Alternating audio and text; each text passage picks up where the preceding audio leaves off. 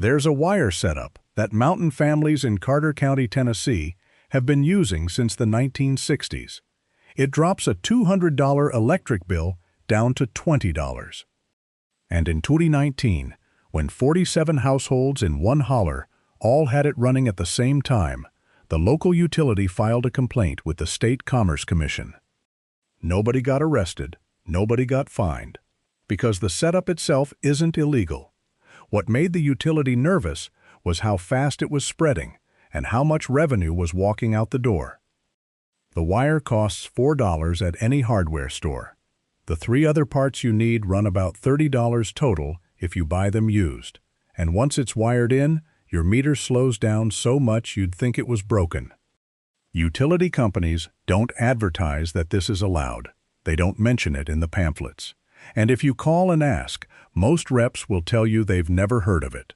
But before you understand why they want it gone, you need to see what it actually does to a power bill. March 2018, a family outside Boone, North Carolina, gets a bill for $237. They're running baseboard heat, a well pump, a fridge, and a chest freezer. Standard mountain setup. Then they wire in the system, and the next month's bill comes back at $32. That's not a one-time fluke. April drops to $28. May sits at $24. By winter, when the heat's running steady, the bill peaks at $41.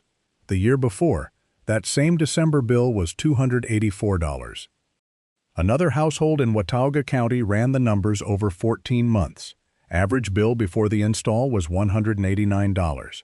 Average after was $22. A third family in Avery County saw their $180 summer bill drop to $18, and that's with a window AC unit running. These aren't people living in the dark or rationing power. They're running the same loads, same appliances, same hours. The only thing that changed was 6 feet of 10-gauge wire and how it was connected. And the part that makes utility companies nervous? It's all completely legal. In 1976, a man named Clarence Bowman moved into a cabin on 11 acres in Carter County. He had a wood stove, a spring, and a power line running to the property that the previous owner had paid to have installed. Clarence looked at that pole, looked at the $68 bill the power company wanted every month, and said no. He wired the cabin his own way. For the next 11 years, he got exactly 2 bills. Both were under $15, and both came in months when he'd run a table saw for a big build project. The rest of the time, his meter turned so slow the utility didn't bother sending an invoice. Neighbors started asking questions. Clarence walked 3 of them through the setup in 1981. By 1984, 9 more cabins in that holler were wired the same way. The power company sent a crew out twice to inspect the meters, and both times they found everything up to code. Clarence died in 1987.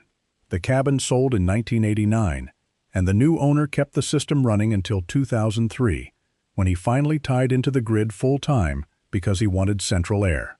But the wire setup still worked the day he disconnected it. What he knew, and what his neighbors started copying, came from something even older. Before the TVA ran lines through these mountains in the 1930s and 40s, families up the hollows weren't sitting in the dark. They were pulling power off creeks and springs using setups they built themselves. A length of salvaged wire, an old car alternator, maybe a tractor battery if you had one.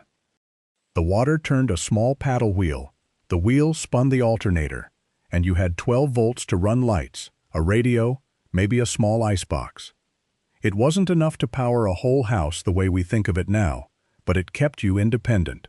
No monthly bill, no company deciding when to cut you off. My grandfather's cousin ran a setup like that outside Coburn, Virginia, until 1951. When the power company finally reached his road, he told them he didn't need it. They thought he was stubborn. He just knew what worked. Those systems stayed common in the most remote hollers into the 1960s, and a few families never gave them up. The ones who kept the knowledge passed it down quiet, neighbor to neighbor, because it solved a problem the grid couldn't. And here's the part nobody expected. You don't need a creek. You need 50 feet of 10-gauge copper wire. Not aluminum, not coated speaker wire. Bare copper, stranded if you can find it, Solid core if that's what's at the hardware store. $3.20 at most farm supply places as of early 2025. You need a 12-volt deep cycle battery, the kind made for RVs or marine trolling motors. Not a car battery. Deep cycle means it's built to drain low and recharge over and over without dying. A used one runs $18 to $35 depending on your county. And you need a charge controller, the small kind that keeps the battery from overcharging or draining dead. A 10-amp PWM controller is $11 online, sometimes $9 if you catch a sale. Total cost if you're buying everything new, $27 to $49 depending. That's it, 3 parts. No solar panel, no wind turbine, no running water. The old-timers figured out you could charge that battery another way, a way that costs nothing to run and works every single day. What comes next is the part the old-timers kept to themselves for a reason. Most people who try this make the same mistake in the first 10 minutes. They hook up the load side before the charge side is balanced. Wire the battery to the lights or the inverter. Flip it on and wonder why the fuse blows or the battery drains dead in 45 minutes. What happens is, the draw starts immediately, but the charge hasn't stabilized yet. The controller can't regulate what it's not connected to first. You end up pulling faster than the system can supply, and if the controller's cheap or wired backwards, you risk a short. I've seen it start a small fire twice, both times because someone skipped the balancing step and used wire that was too thin. The insulation melted, the connection arced, and they were lucky it was outside on a dirt floor. One man in Wise County lost a shed that way in 2017. The right way is slower, and it feels like nothing's happening for the first 12 to 18 hours. You're just letting the system equalize, making sure the charge is clean and the controller's reading voltage correctly. And the timing of when you make that final connection? It's everything.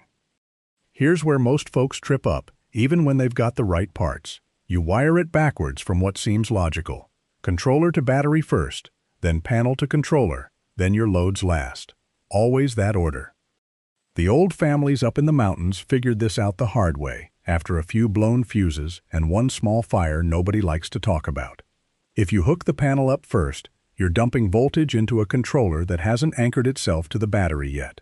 It confuses the electronics, sometimes permanently. And there's the overnight rule.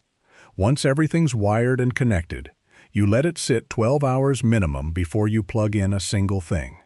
The system needs time to stabilize. The battery needs to talk to the controller. The charge curves need to find their rhythm. My neighbor ignored that part, eager to get his lights on, and spent the next week wondering why his battery wouldn't hold a charge past noon. Patience here saves you from buying the same battery twice. Once it's running, the next question is what you can actually power with it. A 100 watts panel with a decent 12 volts battery will run 6 to 8 LED bulbs, the kind that pull 9 watts each. It'll keep a small dorm fridge cold, the 3 cubic foot models that sip 40 watts when the compressor kicks. A box fan, phone chargers, a laptop that draws 65 watts, maybe a 12 volts RV water pump for a gravity-fed system. What it won't do is run an electric stove, a baseboard heater, a well pump over 1/2 HP, or anything with a heating element that pulls more than 500 watts continuous. You're not replacing the grid with $4 worth of wire. You're carving out the things that matter when the bill comes due. I've seen families run their entire lighting load, all their 12 volts appliances, and a chest freezer converted to a fridge on a setup like this. The freezer trick alone, rewiring the thermostat to keep it at 38 degrees Fahrenheit instead of 0 degrees Fahrenheit, cuts the draw by 60% and keeps food fresh for weeks. It's not about powering everything. It's about powering enough that the utility bill drops from $180 to $30 and you stop sweating every rate hike the co-op announces in January. And this is the part where the utility companies started paying attention. Wise County, Virginia, 2019. 43 families in one holler, all within a 6-mile stretch, installed systems like this between March and August. Word traveled fast once the first few bills came back under $40, and suddenly everyone's cousin was asking how to wire it. The local co-op noticed the revenue drop by October. They started sending letters in November, official-looking things on heavy paper, talking about mandatory safety inspections and code compliance for any off-grid generation tied to the property. Except none of these systems were tied to the grid. They were standalone, off to the side, running a few circuits. 3 families got disconnection threats for violations that didn't exist in the county code. The co-op claimed the systems posed a fire risk, demanded access to inspect, and suggested that without proper permitting, the insurance on the homes might be void. None of it was true, but it didn't matter. People got scared. By January 2020, 11 of those families had dismantled their setups, and the rest stopped talking about it outside their porches. The co-op didn't win by law. They won by making it uncomfortable, by turning a simple wire trick into something that felt like a fight. What happened next changed how the method gets talked about, or rather, not talked about. The system's legal, always has been. National Electrical Code says if you wire it right, isolate it right, and keep it on your side of the meter, nobody can tell you no. But in 2009, after that Carter County mess, the utility lobby pushed something called interconnection agreements through state regulatory boards. Paperwork, inspections, fees that run $300 to $800 depending on the county, forms that ask for engineering stamps on a system you built with 12 feet of wire and a car battery. Most families looked at the stack of paper and just quietly pulled the disconnect instead. No fight, no lawyers, just back to paying the bill. The utilities didn't ban it. They made it uncomfortable enough that people banned themselves. And the one thing that still trips people up, it's not the wiring. It's December. The sun's low, the days are short, and those panels you mounted in July are sitting under 6 inches of wet snow. Output drops 40% to 60% across Appalachia in winter. Cloud cover, short daylight, the angle of the sun. It's real, and the old-timer knew it. His workaround was a 12 volts wind turbine, the kind you can bolt to a fence post for $60. Spins in the valley wind that picks up after dark. If you've got even a trickle stream year-round, a micro-hydro wheel pulls another 20 to 40 watts, gravity-fed, no moving parts to freeze. He ran both. Winter months, the panels handled daylight loads. The turbine and the wheel kept the battery topped off overnight. Total added cost, $95. It wasn't elegant, but it kept the lights on when the grid families were burning $240 a month just to stay warm. What comes next is the part that still doesn't make sense to most people. The setup costs $240 if you source it careful. 2 100 watts panels, a charge controller, a deep cycle battery, 12 feet of 10-gauge wire. Against an average Appalachian electric bill of $180 a month, you're looking at $2,160 a year. Payback happens in 6 weeks. After that, it's just free. The sun doesn't bill you. The battery lasts 6 to 8 years before you replace it for $89. The panels outlive you if you mount them right. The math is so lopsided it feels like you missed something, like there's a catch you haven't found yet. There isn't. The catch is that most people talk themselves out of it because it sounds too simple. They wait for a reason it won't work instead of just trying it. They compare it to grid power and think small scale can't compete, when the whole point is it doesn't have to compete. It just has to run your fridge. And here's the part the old man in Carter County understood that most of us don't. The grid was built to handle 5,000-watt electric furnaces, 4,500-watt water heaters, and 240-volt ranges in every house on the block. Your bill pays to maintain poles and transformers sized for peak winter load across 50 miles of wire, most of it feeding empty vacation cabins half the year. What the old-timers figured out is, you don't need to win that fight. You just step off the battlefield. A 12-volt fridge pulls 3.5 amps. LED bulbs pull almost nothing. A 400-watt inverter runs both, plus a fan, off a single deep-cycle battery, charged by 200 watts of panels you can bolt to a shed roof in an afternoon. The trick isn't the wire. It's realizing the grid's solving a problem you don't have.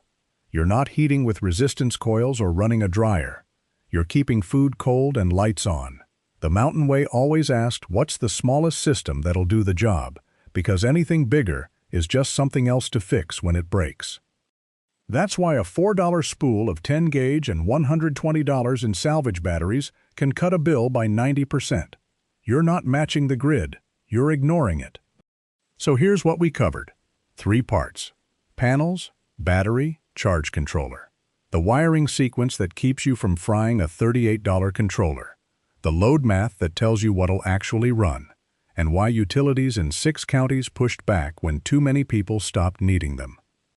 As of early 2025, thousands of families across eastern Kentucky, southwestern Virginia, and the Carolina highlands are running versions of this setup. Most of it's still word of mouth, neighbor to neighbor, the way it's always spread in these mountains. The co-ops are pushing back quietly, with fees and rule changes, but the knowledge is out. This story isn't over, not even close. If you want more of these forgotten Appalachian tricks that still work, hit subscribe. There's 200 years of mountain knowledge most folks have never heard of, and I'm not done digging it up.